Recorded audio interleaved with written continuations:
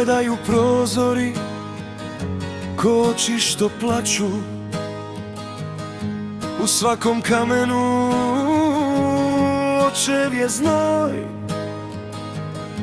On je prodavao mladost i snagu, da ti bi, sine, imao dom svoj. U tuđoj zemlji, pod tuđim nebom, krvlju je plaćao svaki tvoj san. Hranio tebe najbeljim hlebom, a on bi gladan dočekao dan. Sad sedi sam na pragu što ćuti pod planinom, da snegovi veju, kosti mu stare, a srce sluti. Njegova deca se drugde smeju.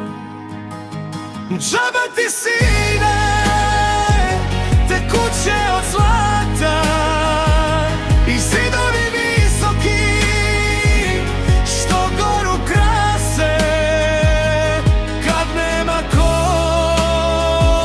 da otvori vrata, kad u kaminu vatra se ugasi. On ne traži novac, niti tvoje pare, toga je njemu preko glave dosta. On traži oči tvoje, da ga odmore, pre nego što postane samo šaka kosta. Zove te noću kroz planinske vetrove, dok drhtavom rukom čašu primiče. Ti gradiš tamo neke nove svetove, dok tvoj koren polako izdiše. Prazna je soba, a duša još teža,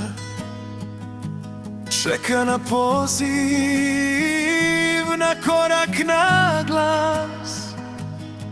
U pustoj gori sad samoća vreba oca što dade život za vas. Džaba ti, sine, te kuće od zlata i zidovi visoki što goru krase, kad nema ko da otvori vrata, kad u kaminu vatra se